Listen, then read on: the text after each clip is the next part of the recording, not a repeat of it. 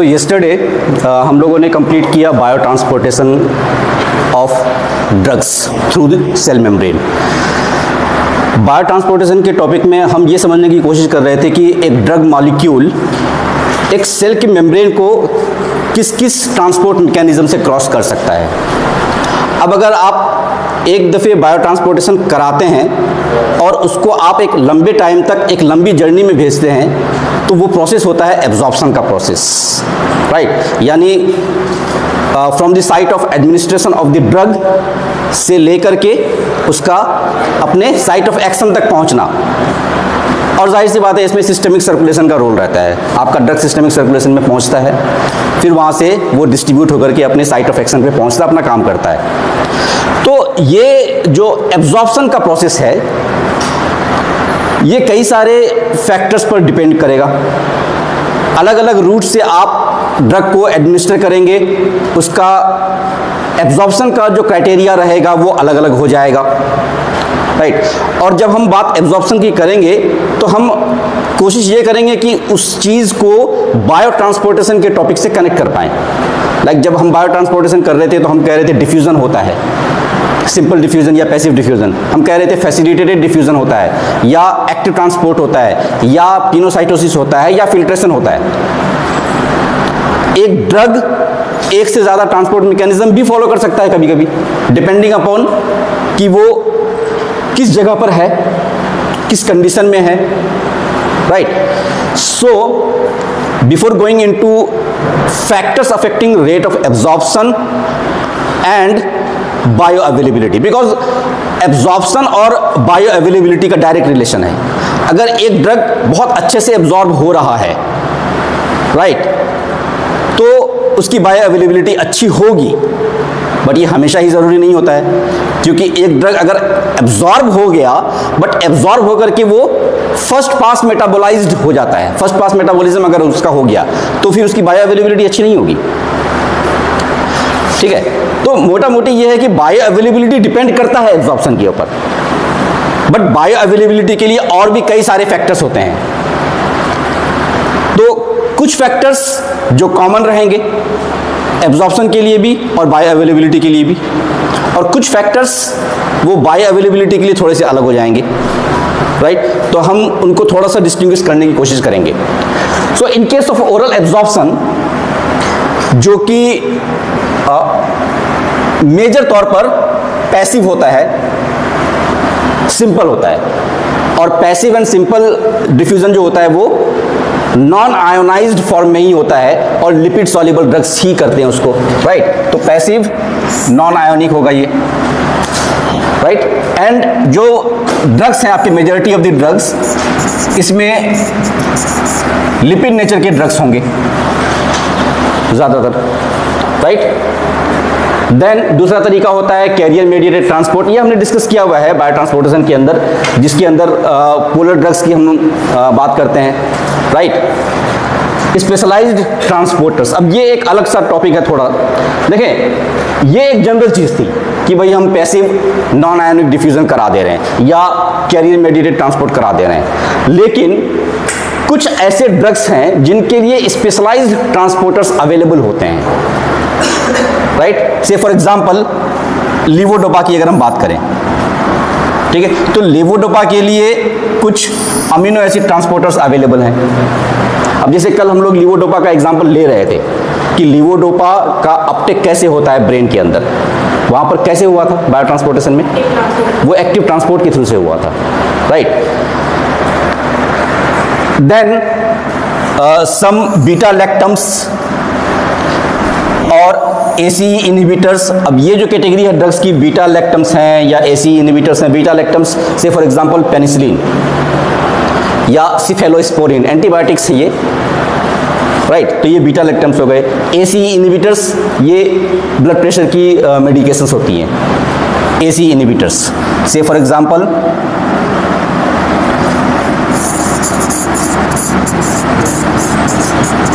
Captopril, lisinopril, perindopril, ये ACE inhibitors हैं। तो ये जो ड्रग्स होते हैं इनका जो बायो ट्रांसपोर्टेशन होगा, इसके लिए स्पेसिफिक ट्रांसपोर्टर अवेलेबल हैं called as oligopeptide transporter. Fine, now oral absorption हम लोग अब अपने जीआई सिस्टम के अलग अलग पार्ट में किस किस तरीके से होता है। अगर जीआई ट्रैक्ट में जाएगा तो मेनली आपको जो दिखेंगे वो पैसिव डिफ्यूजन होगा, बिकॉज जीआई ट्रैक्ट का जो मेजर पार्ट है, जो मेजर एब्जॉर्प्शन का एरिया है, वो है आपका इंटेस्टाइन। और इंटेस्टाइन में आपको लिपिड की लेयरिंग मिलेगी। तो एक लिपिड सॉल्युबल ड्रग अगर आयोनाइज्ड नहीं हुआ है तो इंटेस्टाइन से अच्छी जगह कोई नहीं है एब्जॉर्प्शन के लिए, क्योंकि सरफेस एरिया बहुत ज़्यादा होता है इंटेस्टाइन का। तो मैक्सिमम सरफेस एरिया की वजह से, नॉन आयोनाइजेशन की वजह से, लिपिड नेचर की वजह से उसका इजीली एब्जॉर्प्शन हो जाएगा। और सबसे इजी एब्जॉर्प्शन का तरीका है आपका पैसिव डिफ्यूजन या simple diffusion, right.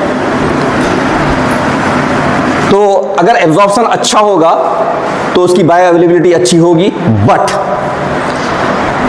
Oral absorption में प्रॉब्लम है। वो प्रॉब्लम क्या है? क्योंकि हम अगर बात कर रहे हैं कि भाई एब्जॉर्प्शन अच्छा होगा तो बायो अवेलेबिलिटी अच्छी होगी, लेकिन कभी कभी क्या होता है कि कुछ प्रॉब्लम की वजह से बायो अवेलेबिलिटी अच्छी नहीं हो पाई, हालांकि हो जाता, बट किसी ना किसी प्रॉब्लम की वजह से वो नहीं हो पाया। वो क्या हो सकते हैं प्रॉब्लम्स? जैसे कल ही हमने डिस्कस किया था पी ग्लाइकोप्रोटीन के बारे में, जो कि इफ्लक्स प्रोटीन्स होते हैं, राइट। ये एक्टिव ट्रांसपोर्ट मैकेनिज्म में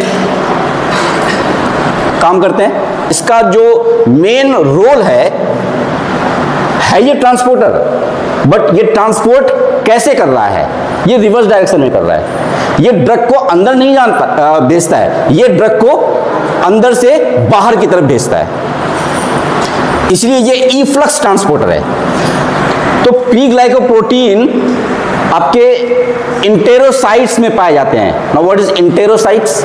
आपका जो इंटेरिक सिस्टम है, यानी इंटेस्टाइनल सिस्टम, गैस्ट्रिक सिस्टम, इस सिस्टम के अंदर जो इंटेस्टाइन के अंदर सेल्स पाए जाते हैं उनको इंटेरोसाइट्स कहते हैं। तो इंटेरोसाइट्स पी ग्लाइकोप्रोटीन बना लेते हैं। अगर उसने बना लिया तो आप ये एज्यूम कर सकते हो कि वो पी ग्लाइकोप्रोटीन अब उस ड्रग को सेल के अंदर नहीं आने देगा, वो उसको बाहर भेजेगा, यानी एब्जॉर्प्शन, बायो ट्रांसपोर्टेशन नहीं हो पाएगा। और अगर बायो ट्रांसपोर्टेशन नहीं हो पाया तो एब्जॉर्प्शन नहीं होगा, एब्जॉर्प्शन नहीं हुआ तो बायो अवेलेबिलिटी नहीं आएगी। तो भले ही ड्रग अच्छा रहा हो, लेकिन अगर पी ग्लाइकोप्रोटीन काम कर गया तो गेम रिवर्स हो जाता है, राइट। एक कंडीशन ये हुई। दूसरी कंडीशन, अगर लीवर ने बुला लिया, ये अभी नहीं जाना है, सिस्टेमिक सर्कुलेशन में बाद में जाओगे, पहले मेरे पास आओ। और अगर लीवर में वो ड्रग चला जाता है हिपेटिक पोर्टल वेन के रास्ते, क्योंकि लीवर में जाने का वही तरीका है, तो उसका एब्जॉर्प्शन होता है और फिर वो हिपेटिक पोर्टल वेन के रास्ते लीवर में पहुंच जाता है। लीवर मेटाबोलाइजिंग एंजाइम का फैक्ट्री, जैसे ही ड्रग वहां पर पहुंचेगा उस ड्रग का मेटाबॉलिज्म स्टार्ट हो जाएगा। भले ही वो ड्रग लिपिड नेचर का रहा हो, भले ही वो ड्रग बहुत एक्टिव रहा हो, लेकिन अगर लीवर ने उसको मेटाबोलाइज कर दिया तो दो चीजें हो सकती हैं। पहला, मेटाबॉलिज्म की वजह से उसका लिपिड नेचर चेंज हो सकता है, वो पोलर बन सकता है।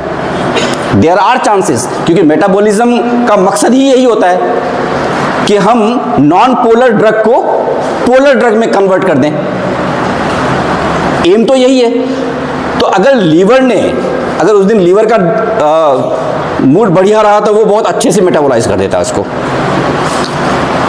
ठीक है, उसको पोलर ही बना देता है। और अगर एक बार वो पोलर बन गया तो फिर मुश्किल होता है उसका टिकना, फिर वो एक्सक्रीट होगा, तो बायो अवेलेबिलिटी कम हो गई, मेटाबोलाइज हो जाएगा तो एक्टिविटी भी कम होगी, अगर वो ड्रग ऑलरेडी एक्टिव था, आपने उसको मेटाबोलाइज कर दिया, तो अच्छा खासा कॉन्सेंट्रेशन उस ड्रग का इनएक्टिव हो जाएगा, यानी बायो अवेलेबिलिटी अगेन कम हो सकती है। तीसरा केस हो सकता है कि अगर पेशेंट वोमिट आउट कर देता है, ड्रग अच्छा रहा, कोई दिक्कत नहीं है, उसका एब्जॉर्प्शन बहुत अच्छा होता तो बहुत अच्छी बायो अवेलेबिलिटी होती, लेकिन अगर पेशेंट अलाउ नहीं कर रहा है उसको अपने जीआई सिस्टम में रखने के लिए, वोमिट आउट कर दे रहा है, तो ज़्यादातर ड्रग बाहर निकल जाएगा, जो थोड़ा बहुत रहेगा अंदर वो एब्जॉर्ब होगा, बायो अवेलेबिलिटी कम हो जाएगी। ठीक है। देन अगर जीआई डिजीज है, जीआई डिजीज में से फॉर एग्जांपल क्रॉन्स डिजीज,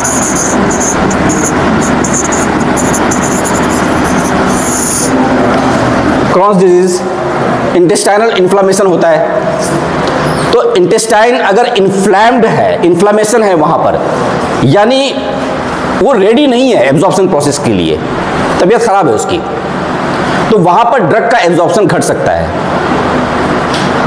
कुछ एक्सेप्शंस हैं, जैसे फॉर एग्जांपल कोट्राइमोक्साजोल का हमने एक एग्जांपल लिया था।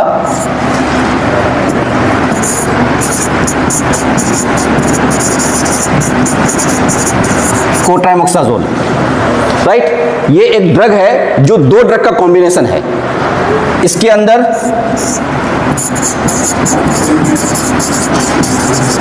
ट्राइमेथोप्रीम है और सल्फामिथोक्साजोल है।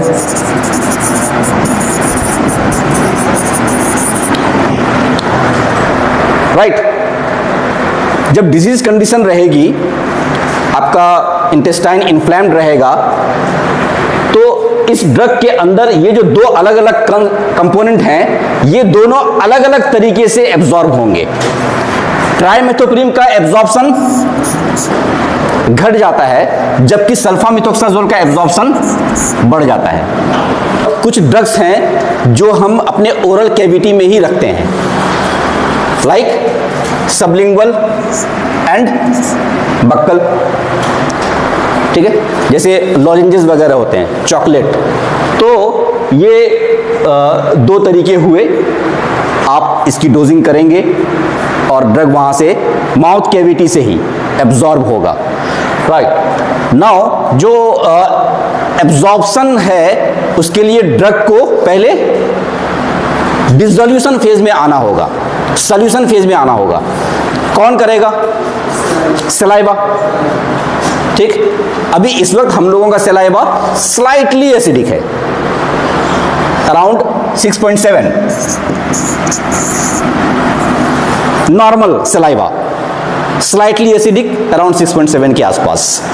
बट जैसे ही आप ड्रग लेंगे, सबलिंगुअल ड्रग लें, सबलिंगुअल ड्रग कहाँ रखते हैं हम? टंग के नीचे, बिनीथ द टंग। ठीक है, तो जैसे ही आप मुंह में उसको मेडिसिन को लेंगे, सलाइवा का स्टिमुलेशन शुरू हो जाएगा और ज़्यादा सलाइवा रिलीज होगा। तो वो जो स्टिमुलेटेड सलाइवा होता है, उसका पीएच इससे अलग होता है, ये स्लाइटली एसिडिक है, और जो स्टिमुलेटेड सलाइवा है वो स्लाइटली अल्कलाइन हो जाता है। राइट, यानी ड्रग कैसा नेचर का होना चाहिए? जो अच्छा एब्जॉर्ब हो, वीक एसिड और वीक बेस, वीक बेस होना चाहिए, क्योंकि एब्जॉर्प्शन के लिए अब जो सलाइवा है वो अल्कलाइन है, तो एनवायरनमेंट अल्कलाइन हो गया, वीक बेस बहुत अच्छा एब्जॉर्ब होगा। तो जो फॉर्मुलेशन डेवलप किया गया, वो कौन सा फॉर्मुलेशन डेवलप किया गया? अगर हम एक एग्जांपल लें, आइसोसोर्बाइड डाइनाइट्रेट। आइसोसोर्बाइड डाइनाइट्रेट, डाइनाइट्रेट का मतलब वीक बेस। ठीक है, तो ये जो ड्रग है आइसोसोर्बाइड डाइनाइट्रेट, ये एंजाइना के पेशेंट को दिया जाता है। अचानक से चेस्ट में पेन हुआ है ना, एंजाइना का केस है, इमीडिएटली जबान के नीचे आइसोसोर्बाइड डाइनाइट्रेट का, सॉर्बिट्रेट का टैबलेट रखा, with in few minutes tablet का डिसोल्यूशन हो जाता है और वो ड्रग वहां से एब्जॉर्ब होना शुरू हो जाता है। तो वो जो एब्जॉर्प्शन होगा, ऑब्वियसली वो एब्जॉर्प्शन पैसिव डिफ्यूजन के थ्रू से होगा, राइट। तो lipid soluble non ionised basic nature ये होना चाहिए,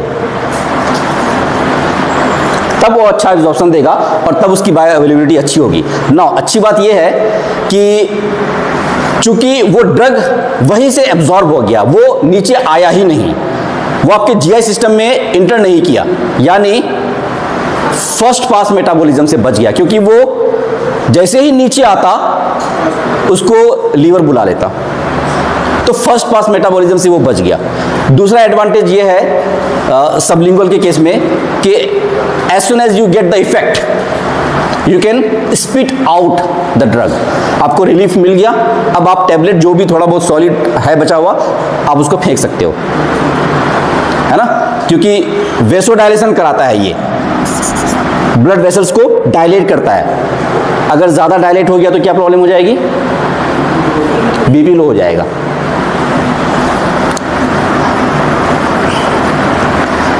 नाउ अब अगर स्टोमक में आता है आपका ड्रग, स्टोमक में अगर है, कंडीशन क्या है स्टोमक की, पीएच हाईली एसिडिक, राइट। यहां से अच्छा एब्जॉर्प्शन देने के लिए, अच्छी बायो अवेलेबिलिटी देने के लिए ड्रग को किस नेचर का होना चाहिए, the drug must be weak acid in nature and non polar, यानी लिपिड नेचर का होना चाहिए एंड अनआयोनाइज्ड और नॉन आयोनाइज्ड। तो वीक एसिड, नॉन पोलर और लाइपोफिलिक और लिपिड नेचर का एंड नॉन आयोनाइज्ड, बढ़िया एब्जॉर्प्शन, कोई दिक्कत ही नहीं आएगी यहां पर, ठीक है, क्योंकि एनवायरनमेंट एसिडिक है। तो कई सारे ड्रग्स हैं जो यहां से एब्जॉर्ब होंगे, फॉर एग्जांपल डाइक्लोफिनेक सोडियम है,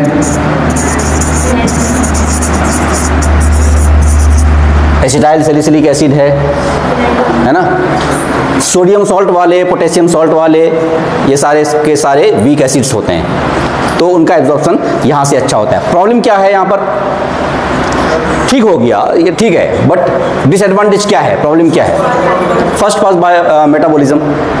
फर्स्ट पास मेटाबॉलिज्म एक बहुत मेजर डिसएडवांटेज है जो कई ड्रग्स का हो जाता है, जिसकी वजह से इस रूट से दिए जाने वाले कई इंपॉर्टेंट ड्रग्स को हम दूसरे रूट से देंगे, अदरवाइज ये रूट बढ़िया था। अब दूसरी चीज़ है कि स्टोमक के अंदर एसिड है, वो भी pH 1.5 pH 2, कई ड्रग्स हैं जो इस एसिड इन्वायरमेंट को बर्दाश्त नहीं कर पाते हैं। अगर वो स्टेबल रहते तो अच्छा एब्जॉर्प्शन होता, बट वो स्टेबल नहीं रह पाते हैं। जैसे फॉर एग्जांपल एरिथ्रोमाइसिन, एंटीबायोटिक है ये erythromycin. Now come to intestine.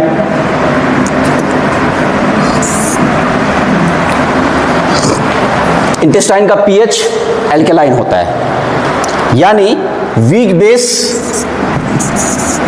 Nature होना चाहिए ड्रग का, ठीक है, ड्रग का नेचर वीक बेस होना चाहिए क्योंकि अल्कलाइन पीएच है।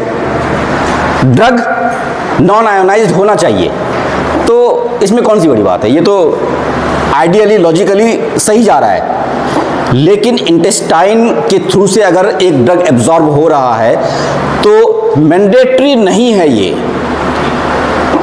वीक बेस का बहुत अच्छा एब्जॉर्प्शन होगा अगर वो नॉन आयोनाइज्ड है, ये है बात। लेकिन अगर वीक एसिड भी है और वो नॉन आयोनाइज्ड है अभी भी, क्योंकि स्टोमक में बहुत ज़्यादा टाइम वो नहीं होता है ड्रग, स्टोमक का जो सरफेस एरिया है वो बहुत कम है। मेजॉरिटी ऑफ द ड्रग चाहे वो किसी भी नेचर का हो, वो निकल करके इंटेस्टाइन में आता ही आता है।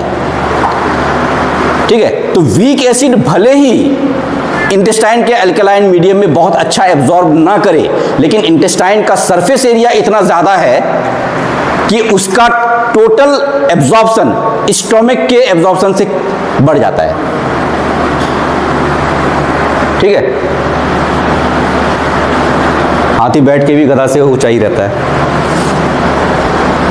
तो भले ही वीक एसिड अल्कलाइन मीडियम में एब्जॉर्ब नहीं होता है, लेकिन थोड़ा बहुत भी अगर होता है तो इंटेस्टाइन का सरफेस एरिया इतना ज़्यादा है और इतना लंबा टाइम गुजारेगा वहाँ कि वो उसका टोटल एब्जॉर्प्शन स्टोमक के एब्जॉर्प्शन से बढ़ जाएगा। और अल्कलाइन के लिए तो है ही, बेसिक के लिए तो है ही, वो तो मोस्ट सुटेबल है, न्यूट्रल के लिए तो है ही, मोस्ट सुटेबल है वो। ठीक है, प्रॉब्लम है ये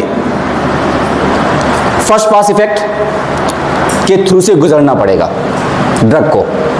और सिर्फ यही एक प्रॉब्लम नहीं है, उससे बड़ा प्रॉब्लम है इंटरहेपेटिक सर्कुलेशन।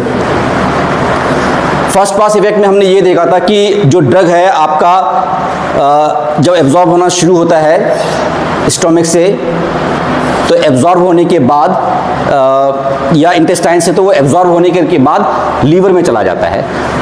राइट, लीवर में जाने के बाद उसका मेटाबॉलिज्म होता है और उसके बाद फिर वो सिस्टेमिक सर्कुलेशन में आता है। सिस्टेमिक सर्कुलेशन में तब वो आएगा ब्लड में।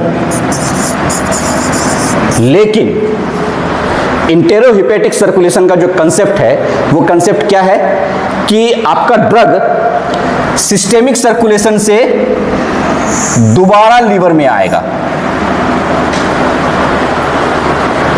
ठीक है, ड्रग एब्जॉर्ब हुआ, वो चला गया सिस्टेमिक सर्कुलेशन में, वो लीवर में गया या नहीं गया, बट एक बार वो सिस्टेमिक सर्कुलेशन में चला गया। सिस्टेमिक सर्कुलेशन में जाने के बाद मान लेते हैं कि जो ड्रग है वो एब्जॉर्ब हो रहा है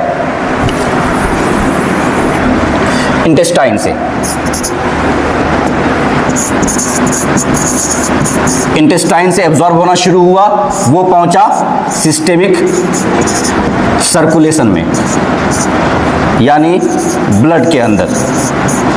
राइट, ब्लड से वो लीवर में पहुंचा। ठीक है, डिस्ट्रीब्यूट होकर के वो लीवर में पहुंचा, क्योंकि जब डिस्ट्रीब्यूशन चलता है तो आपका ड्रग कहीं भी जा सकता है। तो लीवर में गया, अब लीवर के बाद बाइल डक्ट के रास्ते वो दोबारा से इंटेस्टाइन में आ जाता है। बाइल डक्ट के रास्ते दोबारा से इंटेस्टाइन में आ जाता है, यानी ड्रग इंटेस्टाइन से चला, ब्लड में पहुंचा, वापस लीवर के अंदर आया और फिर इंटेस्टाइन में आ गया। क्या हुआ यहां पर? एक कंप्लीट सर्कुलेशन बना ड्रग का। और ये जो सर्कुलेशन बना, ये इंटेस्टाइन, ब्लड और लीवर के बीच में बना। इसीलिए इसको कहा जाता है इंटेरो मीन्स इंटेस्टाइन। ठीक है, इंटेरो हिपेटिक सर्कुलेशन।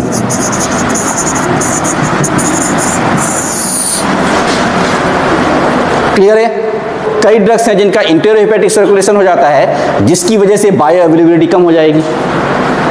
एब्जॉर्प्शन तो ठीक ठाक रहा, बट बायो अवेलेबिलिटी अल्टीमेटली कम हो जाएगी उसकी। Right, so this was about small intestine. Now large intestine and colon.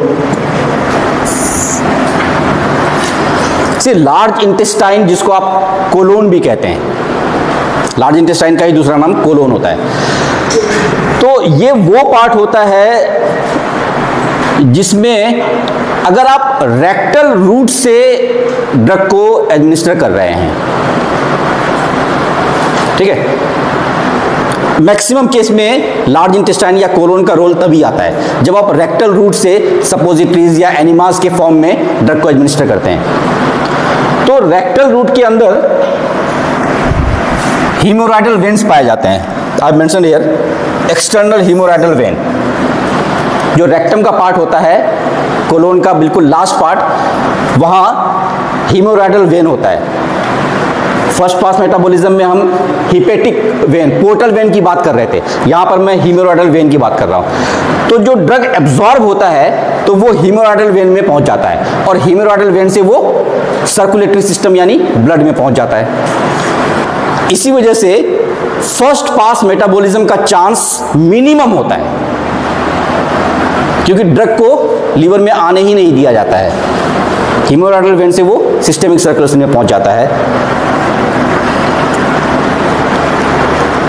Now तो अभी तक जो हमने कवर किया वो कवर किया कि अगर आप ओरली लेते हैं ड्रग को, ठीक है। नाउ अगर आप पैरेंट्रली लेंगे, कई तरीके हैं, intravenous, intramuscular, subcutaneous, route of administration में हमने देखा है कई सारे पैरेंट्रल तरीके होते हैं उसमें, ठीक है। सिर्फ इतना ही नहीं, जब आप इनहेल करते हैं ड्रग को वो भी पैरेंट्रल है।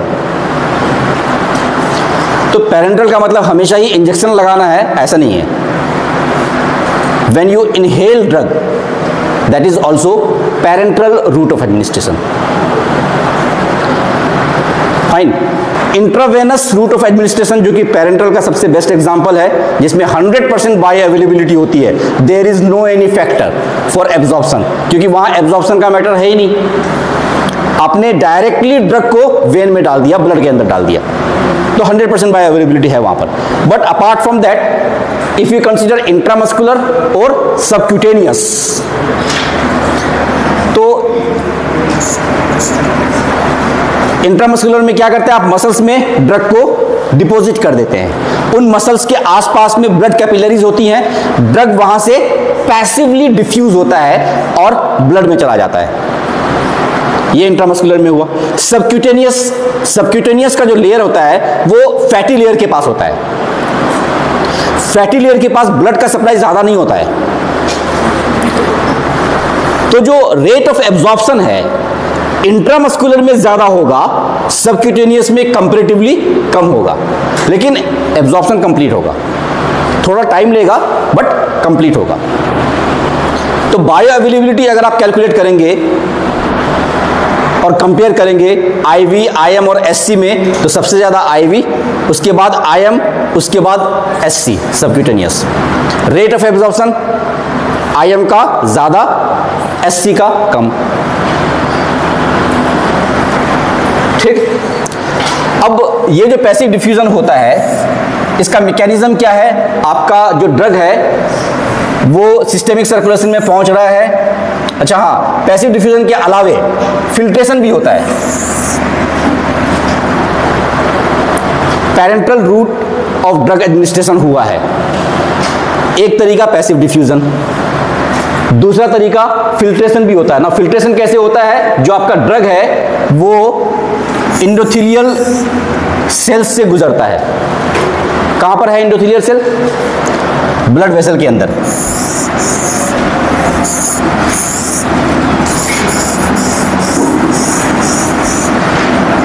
जो कैपिलरी का जो मेम्ब्रेन होता है, ब्लड वेसल का जो मेम्ब्रेन होता है, उस मेम्ब्रेन में इंडोथेलियल सेल्स पाए जाते हैं, ठीक है। और वो जो इंडोथेलियल सेल्स हैं उनमें थोड़ा गैप रहता है, तो आपका जो ड्रग है इन इंडोथेलियल सेल्स के थ्रू से फिल्टर होकर के पहुंचते हैं ब्लड के अंदर, ठीक है। बट फिल्ट्रेशन के लिए क्राइटेरिया वही है, आपको पता ही है, स्मॉल साइज का अगर है और फ्री है तो वो जाएगा।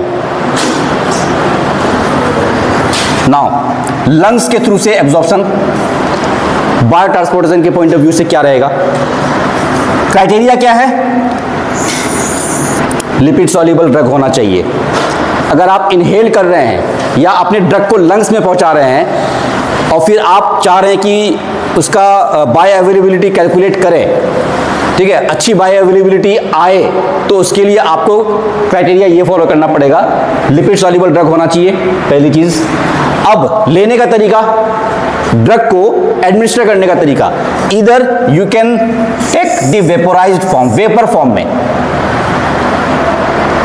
जैसे बेहोश करने वाली दवाइयां, बात कर रहे हैं लंग्स की, तो यहां पर वेपोराइज्ड फॉर्म में रहेगा, से for example general anaesthesia, inhale किया, वो लंग्स में गया, और लंग्स का चूंकि सरफेस एरिया बहुत ज्यादा होता है और लंग्स के पास ब्लड कैपिलरीज बहुत ज्यादा होती हैं, वस्कुलैरिटी लंग्स की बहुत ज्यादा है, इस वजह से वो ड्रग इमीडिएटली वहां से डिफ्यूज होता है, ब्लड में पहुंचता है, फटाफट पहुंच जाता है ब्रेन के अंदर। हम लोग बात कर रहे थे थायोपेंटोन की। थायोपेंटोन लिपिड नेचर का ड्रग, इमीडिएटली वो ब्लड में आया, डिफ्यूज होकर के और डिस्ट्रीब्यूट होकर के ब्रेन में पहुंचा, ब्रेन से तुरंत रीडिस्ट्रीब्यूट होकर के बाहर निकल गया। शॉर्ट एक्टिंग का ड्रग था थायोपेंटोन, ठीक है। या अगर किसी को दमे की बीमारी है, साल्ब्यूटामोल का साल्ब्यूटामोल का पफ, वो जो पफ होता है उसमें ड्रग सॉल्यूशन फॉर्म में रहता है। या बच्चों को जो नेबुलाइज कराया जाता है, घरों में होता है ना नेबुलाइजर, बच्चों के नेबुलाइज कराने के लिए, तो उसमें साल्ब्यूटामोल के कैप्सूल्स होते हैं, उसको तोड़ के डाल दिया जाता है। वो साल्ब्यूटामोल का ड्रग लंग्स में जाएगा और इमीडिएटली एब्जॉर्ब हो जाएगा। हालांकि काम लंग्स पे ही करेगा, वो ब्रोंकोडायलेशन करता है ये। Then suspended microfine particle of disodium cromoglycate, यानी कहने का मतलब है कि हमारे पास कई फॉर्मुलेशन के ऑप्शंस हैं। हम वेपर फॉर्म में दे दें, हम एक्वस सॉल्यूशन फॉर्म में दे दें, माइक्रोफाइन पार्टिकल बना के हम सस्पेंशन बना करके दे दें अलग अलग ड्रग का, लेकिन अल्टीमेटली उन सब का जो एब्जॉर्प्शन होता है वो पैसिव डिफ्यूजन से ही होगा, राइट। लंग्स से देने का फायदा क्या है? आपके इंटेरिक सिस्टम में गया नहीं तो फर्स्ट पास मेटाबॉलिज्म से बच गया वो, यानी ड्रग की बायो अवेलेबिलिटी काफी अच्छी होगी, ठीक है। एब्जॉर्प्शन तो अच्छा है ही, बायो अवेलेबिलिटी बहुत अच्छी होगी।